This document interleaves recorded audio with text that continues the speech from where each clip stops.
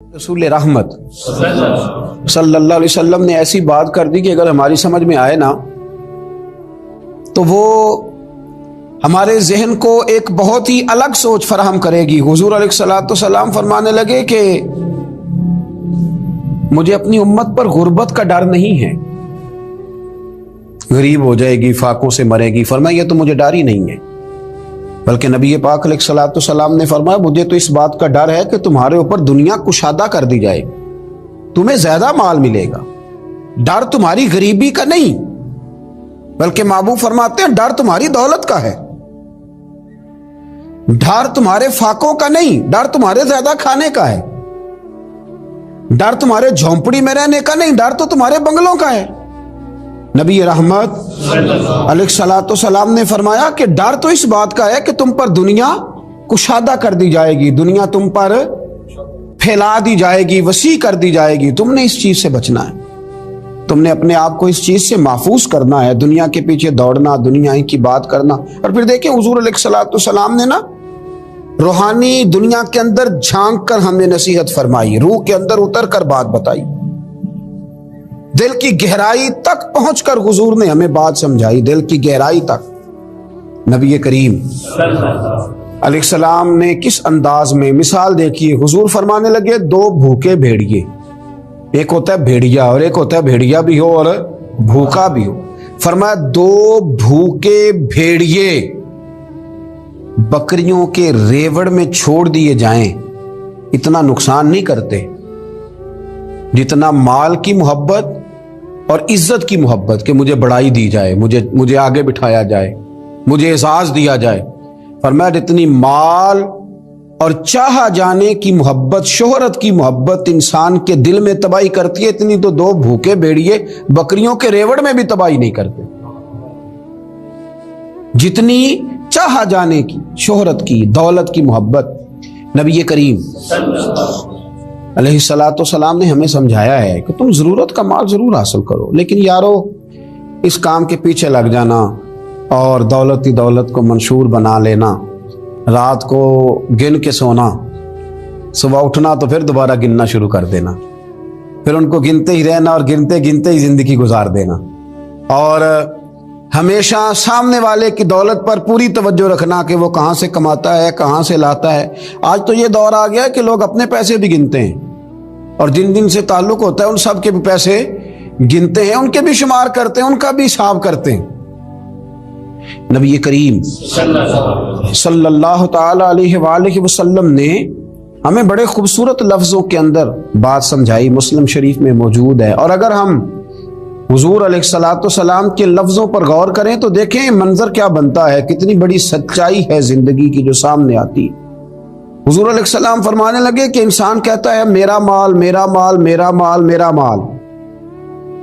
فرمایا نہ بھائی، تیرا تو وہ مال ہے جو تو نے کھا لیا ہے یا پہن لیا ہے۔ اسلام کہتا ہے کہ مال تمہاری ضرورت ضرور ہے، اس کو ضرور حاصل کرو، لیکن اگر مقصد ہی مال کو بنا لو گے، اگر تمہارا ذہن ہی یہ بن جائے گا کہ میں نے 2 کے 4، 4 کے 8 اور 8 کے 16 کیسے کرنے ہیں، تو یہ تمہاری روحانی زندگی کو تباہ کر دے گا۔ تم انسان کم اور پیسے جمع کرنے والی مشین زیادہ بن جاؤ گے۔ جس قدر آپ کو کپڑوں کی ضرورت ہے، اگر آپ اتنے کپڑوں کے اندر رہیں گے تو آپ خوبصورت لگیں گے، لیکن اگر آپ ضرورت سے زیادہ کپڑے اوڑھ لیں گے، ایسا کھلا لمبا چوڑا لباس پہنیں گے تو بھائے گا نہیں آپ، وہ آپ کی شخصیت کو خوبصورت بنانے کی بجائے کمزور کر دے گا، اور آپ اچھا لگنے کی بجائے تھوڑے سے اچھے نہیں لگیں گے، برے محسوس ہوں گے، اور ایسے لگے گا کہ جیسے آپ نے کچھ ایسی حرکت کی ہے کہ جو سنجیدہ لوگ نہیں کرتے۔ کھانا آپ کی ضرورت ضرور ہے، کھانا ہماری حاجت ضرور ہے، لیکن اگر ہم ضرورت سے زیادہ کھائیں گے تو بیمار ہو جائیں گے، ضرورت سے زیادہ کھائیں گے تو ہمارے اعصاب کو نقصان پہنچائے گا۔ کھانا ایک حاجت ضرور ہے، لیکن اس کو اوڑھ لیا جائے، اگر کھانے پینے کا ہر وقت ماحول بنا لیا جائے تو انسان بہت ساری بیماریوں کے شکنجے میں آ جاتا ہے۔ پھر تمہارے اعصاب پر رشتوں کا کوئی تقدس نہیں رہے گا، تم ہر شخص کے ساتھ رشتہ اس لیے بناؤ گے کہ مجھے اس سے مالی طور پہ کیا نفع حاصل ہو سکتا ہے۔ پھر وہ سارا تقدس، وہ ساری خوبصورتی، زندگی کا وہ سارا حسن जीने का वो सारा मजा जाया हो जाएगा।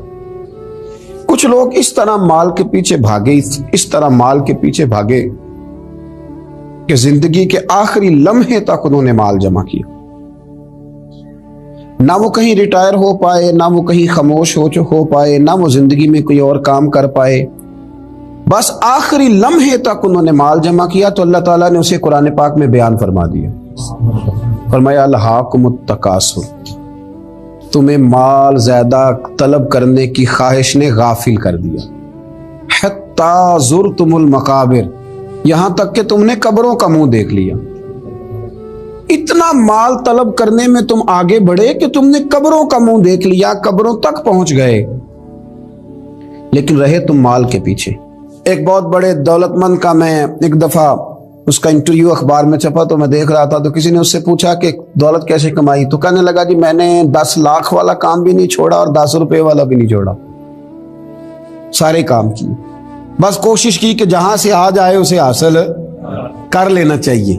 अब खुल के बात तो लोग करते नहीं, हालांकि बहुत सारी जगहों पे इस बात का तर्जुमा ये होता है कि ना जायज देखा ना नाजायज देखा, बस जहां से आए, जितने आए, जिस तरतीब से आए, शाम को ये हिसाब जरूर करना है कि आज मेरे बैंक बैलेंस में कितना इजाफा हो गया। लोगों ने दौलत ही की तरफ देखा, दौलत ही को परखा, पैसे नहीं तो रो पड़े, जायदाद नहीं तो रो पड़े, मकान नहीं तो रो पड़े, जिस दिन 4 गाहक कम आए उस दिन रो पड़े, जिस दिन काम धंधा कम हुआ तो सारे जमाने को बताया कि बड़ी गुर्बत है। मैं कहा करता हूं कि जब अल्लाह ताला गाहक ज्यादा भेजता फिर भी शोर किया करो, जब अल्लाह ताला नवाजता है उसका भी ऐलान किया करो। मेरे भाई, हजरत ईसा अलैहिस्सलाम का एक फरमान बड़ा एक शानदार है, इस उन्वान पर अगर हमारी समझ में आए तो हमारी तबीयत ठंडी कर देगा। और जनाब ईसा अला नबीना अलैहिस्सलाम ने एक बात कह के कितने सारे मज़ामीन बयान कर दिए। अल्लाह के पैगंबर अलैहिस्सलाम ने कितनी सारी बातें खोल दी एक जुमला कह के।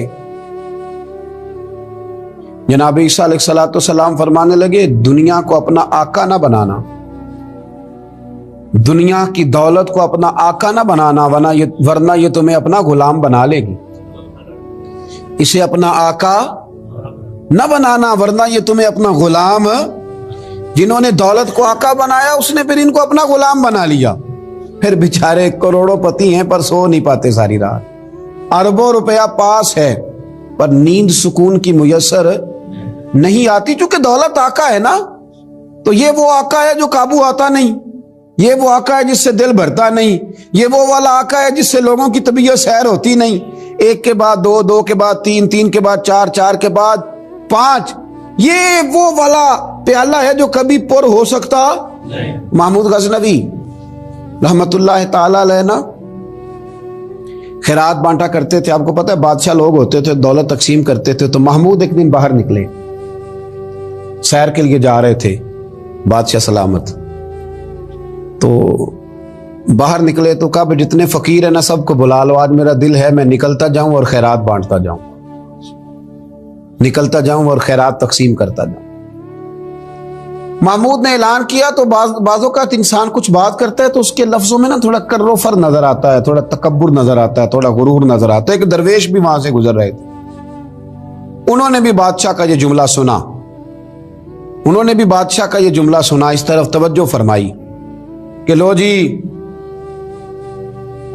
जो जिसने लेना है ना आज उसे दिया जाएगा, आज मैं बांटता ही जाऊंगा। वो बुजुर्ग भी आ गए, कासा लकड़ी का प्याला हाथ में पकड़ा है, वो भी तशरीफ लाए। और महमूद गजनवी जब बांट रहे थे तो उन्होंने भी अपना प्याला आगे कर दिया, उन्होंने भी कुछ लेने के लिए प्याला आगे बढ़ाया। तो महमूद गजनवी ने अपनी जेब से चंद सिक्के निकाले, चंद अशरफियां निकाली और जब बाबा जी के प्याले में डाली तो आवाज तो आई खटकने की। लकड़ी के प्याले से जब चांदी के सिक्के टकराए तो आवाज तो पैदा हुई, लेकिन बुजुर्गों ने प्याला फिर आगे किया, कहने लगे इसमें तो कुछ भी नहीं, थोड़ा और डाल दो। महमूद कहता मैं नजर डाल के देखा तो प्याला तो वाकई खाली था। बादशाह था, कह चुका था कि आज बांटना है, जो कोई मांगेगा उसे देना, फिर जेब में हाथ डाला। ये अना का बुत भी बड़ी मुश्किल से टूटता है ना, यह बड़ा पक्का होता है, ये नहीं टूटता। दोबारा प्याला डाला तो फिर चीजें खटकने की, बजने की आवाज तो आई, लेकिन बुजुर्ग कहने लगे कि तूने तो कुछ भी नहीं दिया। پھر پیالہ آگے کیا تو محمود نے جھوک کے دیکھا تو پیالہ پھر خالی تھا. اس نے پھر کچھ ڈالا، پھر دیکھا تو خالی، پھر ڈالا، بجنے کی آواز آئی، پھر خالی. اب بادشاہ تھا، ہارنے کا نام ہی نہیں لے رہا، یہ شکست کھانا ہی نہیں چاہتا. اس نے تھیلے منگا لیے، بوریاں منگا لی پیسوں کی بھری ہوئی، ڈالتا جا رہا ہے، بجنے کی آواز آتی ہے.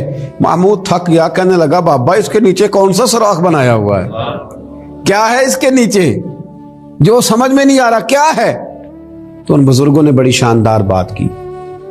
کہنے لگے محمود یہ انسانی خواہشات کا پیالہ ہے، اور یہ خواہشات کبھی پور نہیں ہو سکتی.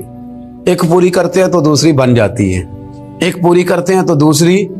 حضرت مولا علی شیر خدا رضی اللہ تعالیٰ عنہ فرمایا کرتے تھے نفس کی خواہشیں ان بھیڑوں کی طرح ہیں جو کبھی قابو میں نہیں آتی. ادھر سے گھیر کے لاؤ تو ادھر والی نکل جاتی ہیں، ادھر سے گھیر کے لاؤ تو ادھر والی نکل جاتی ہیں، دونوں کو سمیٹو تو سامنے والی گائے. یہ خواہشات ہیں، یہ کبھی پوری یہ نہیں پوری ہوتی میاں. پھر انسان آگے سے آگے بڑھتا رہتا ہے، ہرس کرتا ہے، لالچ کرتا ہے، طمع کرتا ہے، لینے کی خواہش پیدا کرتا ہے، لیکن یہ چیزیں کبھی اس کے حق میں مؤثر ثابت نہیں ہوتی. ہاں میرے نبی کریم علیہ الصلوۃ والسلام سے پوچھا گیا تھا یا رسول اللہ ذلت کیا ہے؟ فرمایا لالچ کرنا. تو حضور عزت کیا ہے؟ فرمایا جو رب نے تجھے دیا اس پہ راضی ہو جا، اللہ عزت عطا فرما دے. قناعت میں عزت ہے، لالچ میں ذلت ہے. تو ہرس کرنا، ہوس کرنا، مال کے پیچھے بھاگنا. لوگ تعلیم حاصل کرتے ہیں تو مال کمانے کے لیے، ہنر سیکھتے ہیں تو مال کمانے کے لیے، کسی استاد کے پاس جاتے ہیں تو مال کمانے کا طریقہ سیکھنے کے لیے، کسی سے یارانہ لگاتے ہیں تو کہتے ہیں ذرا دیکھو تو صحیح یہ آگے کیسے گیا ہے. جب مطمع نظر ہی مال ہو، جب توجہ ہی ساری مال کی طرف ہو، جب دولت ہی ہر چیز کا لوگ ماں حاصل سمجھ لیں اور مقصود اور مدعائی دولت کو بنا لیں، تو پھر انسانوں میں کمزوریاں پیدا ہوتی ہیں، روحانی قوتیں ختم ہوتی ہیں، پھر انسانوں کے اندر شوق، ذوق اور وہ ساری چیزیں کمزور پڑتی ہیں. میرے نبی کریم پھر پڑھیے، خوش ہو کے پڑھیے، نبی کریم صلی اللہ تعالی علیہ وآلہ وسلم نے نا ہمیں یہ سکھایا ہے، بتلایا ہے کہ قناعت کرو، تھوڑے پر راضی رہنا سیکھو. اور حضور علیہ الصلوۃ والسلام نے ارشاد فرمایا، مسند امام احمد بن حنبل میں حدیث موجود ہے، فرمایا اللہ تعالیٰ سے ایسی خواہشات سے پناہ مانگا کرو جو خواہشات تمہیں عیب میں ڈال دے، اور فرمایا ایسی خواہش سے بھی اللہ کی پناہ مانگو جو خواہش پوری کرو تو وہ خواہش ایک اور خواہش میں ڈال دے.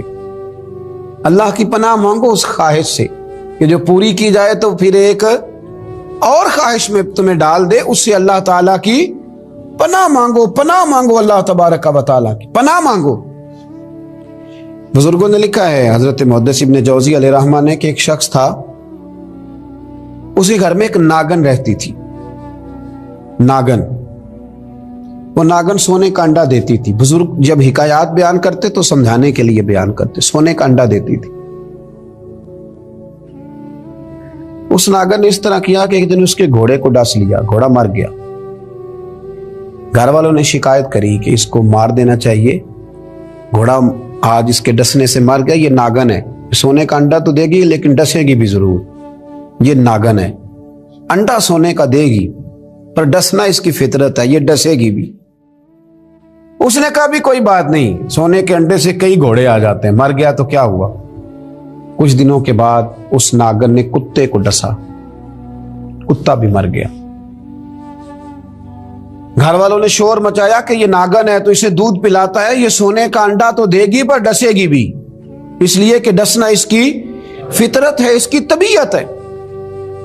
اس نے کہا کوئی بات نہیں، سونے کے انڈے سے کئی کتے خریدے جا سکتے ہیں. کچھ دنوں کے بعد اس نے پڑوسیوں کے کچھ جانوروں کو بھی ڈسا. لیکن جب انسان کی آنکھوں کے سامنے سونے کے انڈے کی اینک لگی ہوتی ہے نا، پھر کتنے لوگ ڈسے جا رہے ہیں اس کی پرواہ نہیں ہوتی. جب سونے کے انڈوں کی اینک لگ جاتی ہے پھر کتنے غریبوں کی کٹیا جلتی ہے پر اس کی پرواہ نہیں ہوتی. جب سونے کے انڈوں کی اینک لگ جاتی ہے پھر کتنے رشتے ٹوٹتے ہیں، لوگ پرواہ نہیں کرتے. سونے کے انڈے کی اینک لگی ہوئی تھی.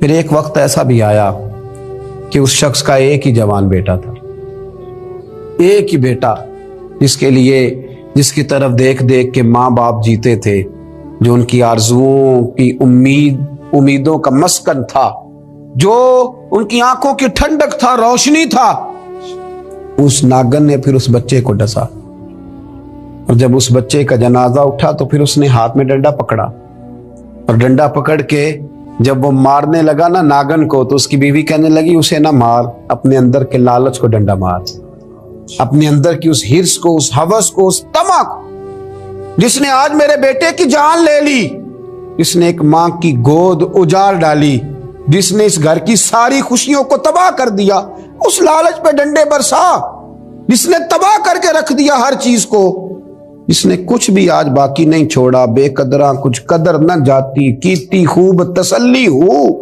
اے دنیا دار پجاری زر دے، کتیاں دے گل ٹلی ہو۔ میرے نبی کریم علیہ السلام نے فرمایا دنیا کا مال مردار ہے اور طلب کرنے والے کتے، مردار مال کو طلب کر رہے، بیٹے کا جنازہ اٹھ گیا، اب کیا فائدہ ہوا؟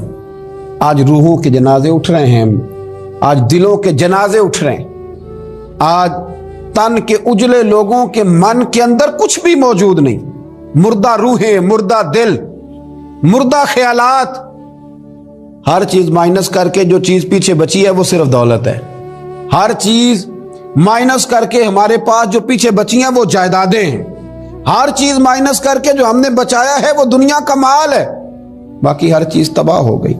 بھائی کے ساتھ جھگڑا چل گیا ہے چونکہ ایک 4 مرلے کے پلاٹ کا معاملہ تھا، والد کے ساتھ تنازع چل گیا ہے چونکہ اس نے ہمیں حصہ کم دیا تھا، اماں کے ساتھ جھگڑا ہے کیونکہ وہ بڑے بھائی کی جائیداد زیادہ دینے کے حق میں ہے، ہمارا اپنے دوستوں یاروں کے ساتھ جو رشتہ ہے وہ لالچ کا ہے، ہم نے ہر جگہ ہرس کا بازار گرم کیا ہے، طمع، لالچ، یہ ساری چیزیں اس تیزی کے ساتھ لوگوں نے اوڑھی ہیں کہ ہر طرف دولت کا بازار گرم ہے۔ یہ جو سڑک پہ جا رہے ہیں کچھ پیسے لینے جا رہے ہیں، کچھ لے کر کے واپس آ رہے ہیں، کچھ مزدوری کرنے جا رہے ہیں، کچھ مزدوری ڈھونڈنے جا رہے ہیں، دولت ہی دولت کا ہر طرف انبار لگ گیا ہے۔ یوں محسوس ہوتا ہے کہ جیسے اب جو کسی سے سلام لیتا ہے تو وہ بھی پہلے سوچتا ہے کہ مجھے میسر کیا آئے گا۔ حضرت موسیٰ کلیم اللہ علی نبینا علیہ الصلوۃ والسلام، حضرت موسیٰ کلیم اللہ علیہ الصلوۃ والسلام کے زمانے میں ایک شخص تھا جو مستجاب الدعوات تھا، قوم جبارین کے پاس رہنے والا وہ شخص بلعم بن باورا اس کا نام تھا، مستجاب الدعوات تھا، اللہ نے اسے یہ درجہ عطا کیا تھا کہ جو دعا کرتا تھا رب اس کی قبول فرما لیتا تھا، اس کی دعائیں مقبول ہوتی تھی، اتنا اللہ کریم نے اسے نوازا تھا۔ جب حضرت موسیٰ علیہ السلام بنی اسرائیل کو لے کر اس قوم کی طرف گئے نا جہاد کرنے کے لیے، تو بلعم بن باورا پہاڑ پر عبادت کرتا تھا، بہت سارے لوگ اس کی عقیدت مند تھے، بہت سارے لوگ اس سے محبت کرتے تھے، بہت ساری جگہوں پہ وہ چاہا جاتا تھا۔ جب اس کی طرف حضرت موسیٰ اس قوم کی طرف حملہ کرنے کے لیے جا رہے تھے تو لوگوں نے اس سے کہا کہ تو اس طرح کر کے دعا کر کہ حضرت موسیٰ کی قوم رستے میں ہی تباہ ہو جائے معاذ اللہ، کیونکہ تیری دعائیں قبول ہوتی ہیں، تو یہ دعا کر کہ رستے میں ہی وہ سب لوگ ختم ہو جائیں۔ اس نے کہا کیا بیوقوفی کرتے ہو، اللہ کے نبی کے بارے میں دعا کر دوں، پیغمبر خدا کے بارے میں، حضرت موسیٰ کلیم کے بارے میں کیا بیوقوفی کرتے ہو؟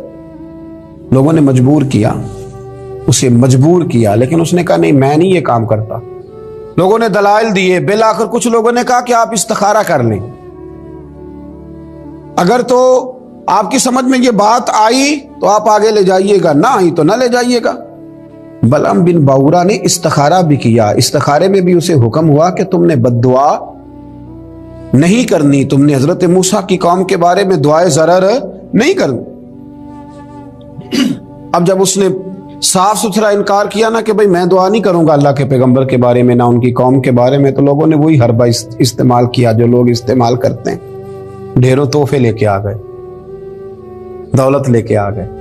اللہ تبارک و تعالیٰ جب دین کے نام پہ لوگوں کو عزت دیتا ہے تو پھر لوگ اس کو استعمال کر کے دنیا اکٹھی کرنی شروع کر دیتے، پھر لوگ اپنا بڑا نقصان کرتے، پھر اپنی روحانیت کا، اپنی تاثیر کا لوگ بڑا نقصان کرتے ہیں، پھر لفظوں کے ہیر پھیر سے دولت کمانا چاہتے ہیں، لیکن یاد رکھیں لفظ تاثیر سے بنتے ہیں، تلفظ سے نہیں،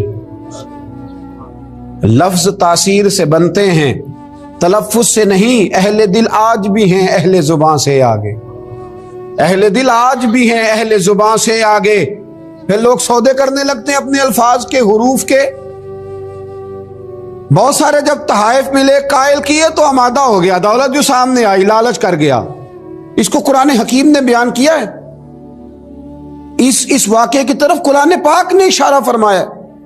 بلم بن باورا نے ہاتھ اٹھائے اور دعا کے لیے جب نکلا تو جس گھوڑے پہ سوار تھا، جس گدھے پہ سوار تھا، جب یہ جا رہا تھا نا پہاڑ پہ چڑھ کے میں بد دعا کروں گا حضرت موسیٰ کی قوم کے لیے، جب جا رہا تھا تو گھوڑا واپس بار بار منہ پھیرتا تھا، واپس اس کو کہتا تھا نہ جا، واپس آ جا۔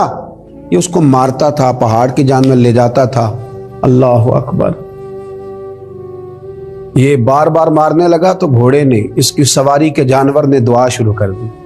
گھوڑا تھا یا گدھا تھا، اس نے دعا کی، اللہ مجھے زبان دے، میں اس لالچی کو کچھ سمجھا دوں، مجھے زبان عطا کر، میں ہی اسے کچھ سمجھا دوں۔ اللہ نے زبان دی تو گدھا کہنے لگا آگے نہ جا، تو مجھے آگے بھیجتا اور اللہ کے فرشتے مجھے واپس بھیجتے ہیں۔ لیکن لالچ تھا نا طائف کا، دولت کا، جب چڑھا پہاڑ پہ اور حضرت موسیٰ کے لیے ہاتھ اٹھا کے قوم کے لیے بد دعا کرنے لگا تو لفظ حضرت موسیٰ کی قوم کے لیے ادا کرتا تھا، نکلتے اپنے لیے تھے اور ان لوگوں کے لیے تھے جنہوں نے دعا کے لیے کہا تھا۔ وہ لفظ پلٹ کے اسی پر آئے، اتنا اس کا برا حال ہوا کہ زبان لٹک گئی اور پھر اللہ کے شدید عذاب میں مبتلا ہوا۔ یہ لالچ عذاب کو آواز دیتا ہے، عذاب کو آواز دیتا ہے، اور انسان کی قناعت انسان کو عزت والا کر دیتی ہے۔ ایک بابا جی بیچارے غریب ہیں، وہ کمیٹیاں ڈال کے عمرہ کر دے جاتے ہیں۔ پہلی دفعہ گئے ہیں، کبھی ٹریول نہیں کیا، ان کو نہیں پتا کہ میں نے سیٹ نمبر کیسے دیکھنا ہے، سیٹ بیلٹ کیسے باندھنا ہے، امیگریشن کیسے کرانی ہے۔ انہی کے گاؤں کا ایک لڑکا جہاز میں بیٹھا ہے جو کہتا ہے کہ میں نے BBA کیا ہوا ہے، میں MBA کا اسٹوڈنٹ ہوں، PhD اسکالر ہوں۔ اور بابا جی جب داخل ہوتے ہیں تو وہ لڑکا ان کو دیکھتا ہے کہ وہ بابا جی آتے ہی کسی سیٹ پہ بیٹھ گئے، جہاز کا عملہ لڑنے لگا کہ بابا یہ تیری سیٹ ہی نہیں، تو سیٹ نمبر دیکھ، فلان جگہ پہ جا۔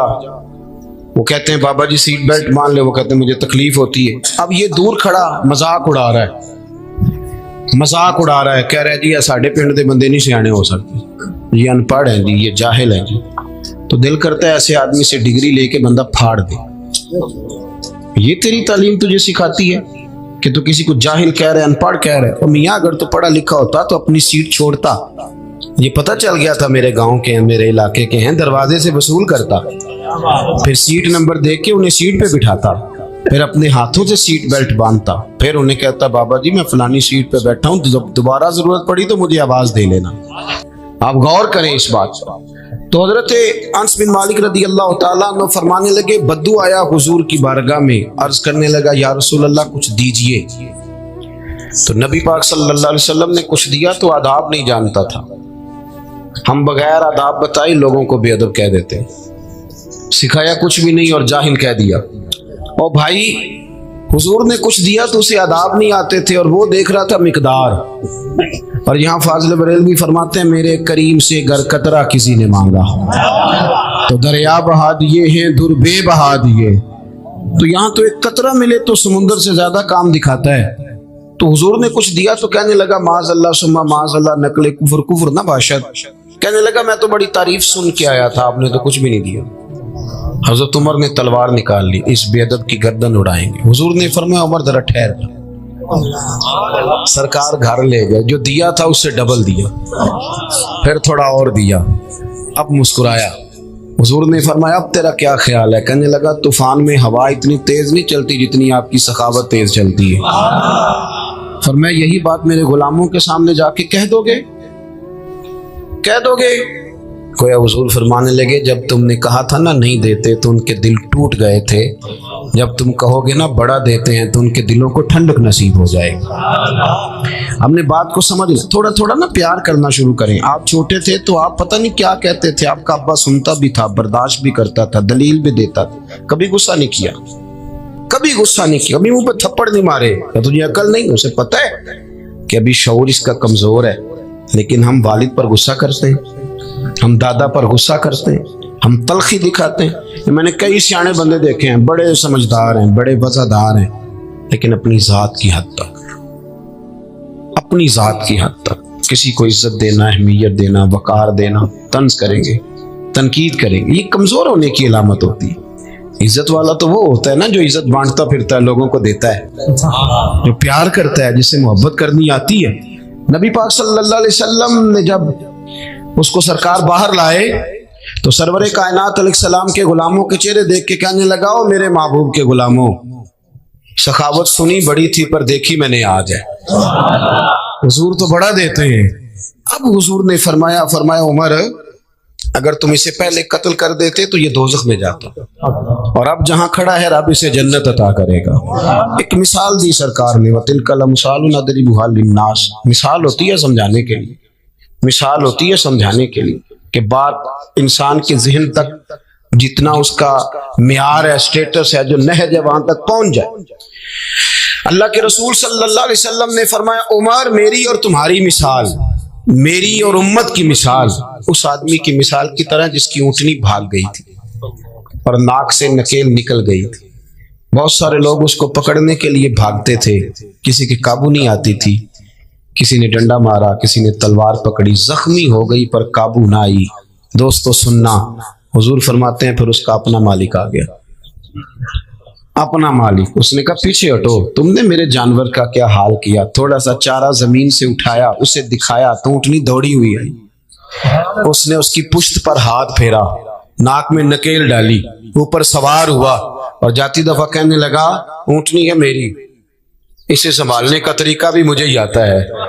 گویا حضور بتا گئے امت ہے میری تو عمر اسے سنبھالنے کا طریقہ بھی مجھے ہی آتا ہے، مجھے پتا ہے کیسے کر کے ان کے دلوں میں بات اتارنی ہے، کس جگہ پہ جا کے ان کو سنبھالنا ہے، کس طرح کر کے۔ اعلیٰ حضرت نے کہا نا، چور حاکم سے چھپا کرتے یا اس کے سوا، تیرے دامن میں چھپے چور انوکھا تیرا۔